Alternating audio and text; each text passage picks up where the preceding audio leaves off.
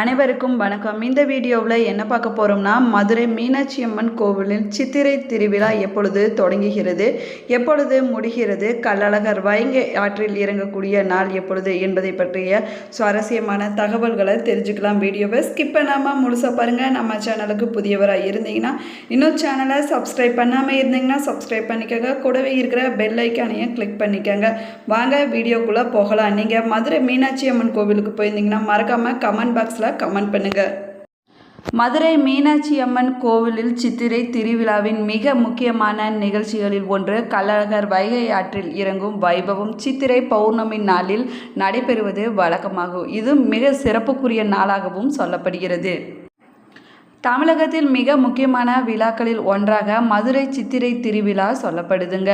சித்திரை வெயிலுக்கே சவால் விடும் வகையில் வெகு விமர்சையாக நடைபெறக்கூடிய இந்த விழா ஒற்றுமையின் வெளிப்பாடாக கொண்டாடப்படும் உற்சவம்னு சொல்லப்படுதுங்க.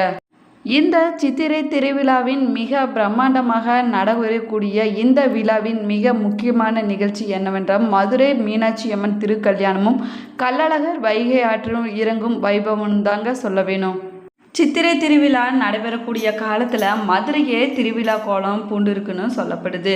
மதுரை மட்டும் இல்லாமல் அதனை சுற்றி இருக்கக்கூடிய மாவட்டங்கள்லேருந்து லட்சக்கணக்கான பக்தர்கள் வந்து மதுரை மீனாட்சி அம்மனை தரிசனம் செய்வாங்களாமா.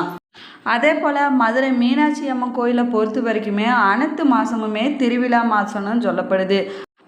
அதுலேயும் சித்திரை திருவிழா பார்த்திங்கன்னா வழக்கமான உற்சவங்கள் திருவிழாக்களிலிருந்து முற்றிலும் வேறுபட்டதுன்னு சொல்லப்படுதுங்க. இந்த சித்திரை திருவிழாவின் முக்கியமானது என்னென்னா மதுரை மீனாட்சி அம்மன் திருக்கல்யாணம்னு சொல்லப்படுது. இது மிகவும் சிறப்பு வாய்ந்ததாகவும் சொல்லப்படுதுங்க. இந்த நாளில் மதுரை மட்டும் இல்லாமல் அதனை சுற்று வட்டாரத்தில் இருப்பவங்களும் நேரடியாக வந்து மீனாட்சி அம்மன் திருக்கல்யாண வைபவத்தில் கலந்து கொள்வாங்களாமா.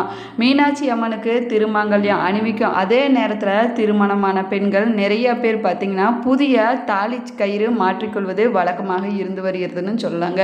இப்படி மாற்றுவதால் அன்னை மீனாட்சியை போலவே தங்களுக்கு தீர்க்க சுமங்கலி பாக்கியம் கிடைக்கும்னு சொல்லப்படுது.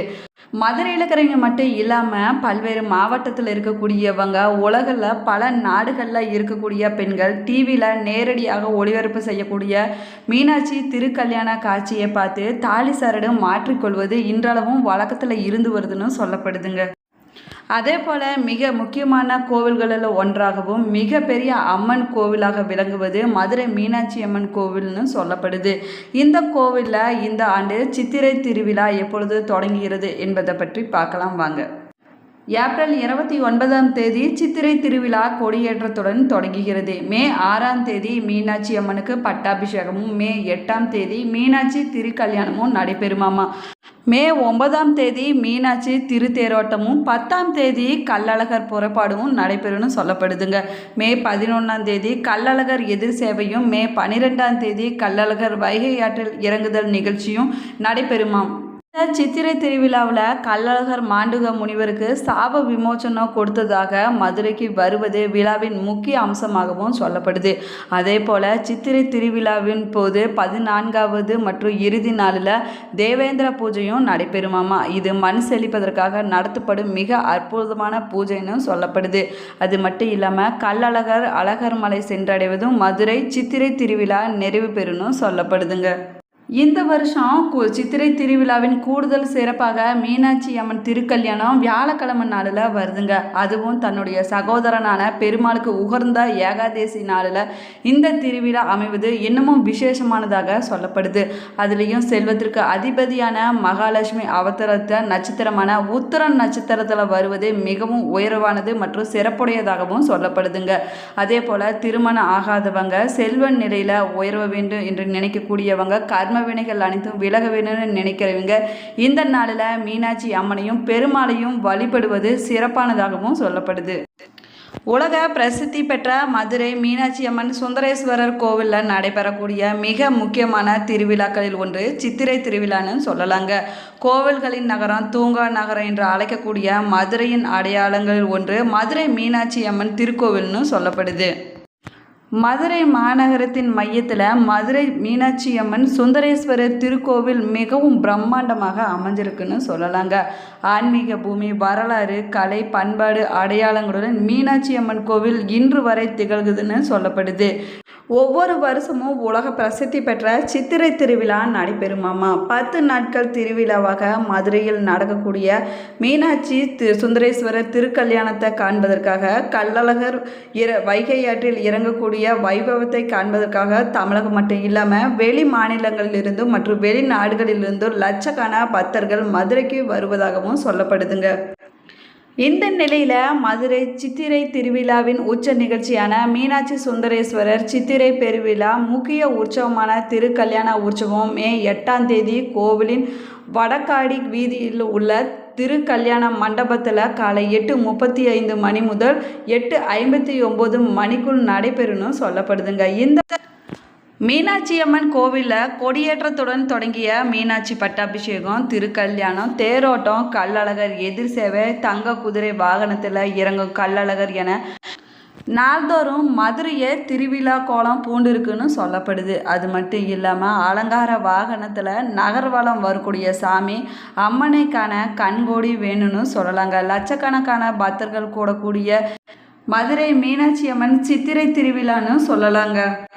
ஒற்றுமையே பேசக்கூடிய விதமாக மதுரை மீனாட்சியம்மன் கோவில் அழகர் திருவிழாக்களையும் இணைத்து மன்னர் திருமலை நாயக்கர் காலத்திலிருந்தே சித்திரை மாதம் விழா நடத்தப்படுவது வழக்கமாக இருந்து வருகிறதுன்னு சொல்லப்படுதுங்க.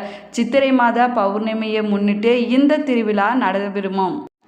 மதுரை சங்கம் வளர்த்த மதுரை தூங்கா நகரம், மிக பழமையான நகரம், கோவில் நகரம் என பல்வேறு சிறப்புகளை பெற்றுள்ளது என்று சொல்லலாங்க. குறிப்பாக மதுரையின் அடையாளமாக விளங்குவது மதுரை மைய பகுதியில் கம்பீரமாக 4 கோபுரங்களுடன் காட்சி அளிக்கக்கூடிய மீனாட்சி அம்மன் கோவில்னு சொல்லப்படுது. இந்த கோவிலில் 1000 வருடங்களுக்கு மேல் மிகவும் பழமையானது மற்றும் பிரசித்தி பெற்றது தலமாகவும் சொல்லலாங்க.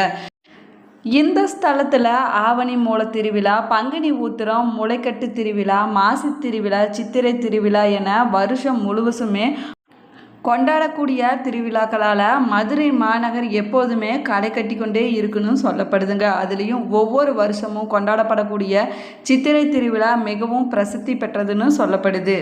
இந்த திருவிழாவில் மதுரை மீனாட்சி அம்மன் ஒவ்வொரு நாளுமே சிறப்பு அலங்காரத்தில் 4 மாசி வீதிகளில் வலம் வந்து பக்தர்களுக்கு காட்சி கொடுப்பாங்கன்னு சொல்லப்படுது. இதில் மதுரை மீனாட்சி அம்மன் திருக்கல்யாணம், பட்டாபிஷேகம், திக் விஜயம், திருத்தேரோட்டம், பூப்பல்லக்கு போன்ற நிகழ்ச்சிகள் மிக பிரம்மாண்டமான முறையில் நடைபெறுமாங்க. அதே சமயத்தில் இந்த விழாவின் போது மயிலாட்டம், ஒயிலாட்டம், கரகாட்டம், பரதநாட்டியம் என ஆட்டம் பாட்டத்துடன் யானை, ஒட்டகம், காமதேனு என அணிவகுப்புகள் நடைபெறும்னு சொல்லப்படுதுங்க. இது மட்டும் இல்லாமல் தங்கை மீனாட்சி திருக்கல்யாணத்தை பார்க்க வரக்கூடிய கள்ளழகர் புறப்பாடு, கள்ளழகர் எதிர் சேவை, கள்ளழகர் வைகை ஆற்றில் இறங்குதல் நிகழ்ச்சி போன்றவை மிக முக்கியமான விழாவாகவும் சொல்லப்படுதுங்க. மதுரை மீனாட்சி சுந்தரேஸ்வரர் கோவில் பார்த்திங்கன்னா வைகை ஆற்றங்கரையில் அமைஞ்சிருக்குது. கோவில் நகரமான மதுரையின் மத்தியில் அமைஞ்சுள்ள சிவன் கோவில்னு சொல்லப்படுது. இந்த சிவன் கோவிலில் மூலவர் சுந்தரேஸ்வரர் மற்றும் அம்பிகை மீனாட்சியாக இருக்கின்றன.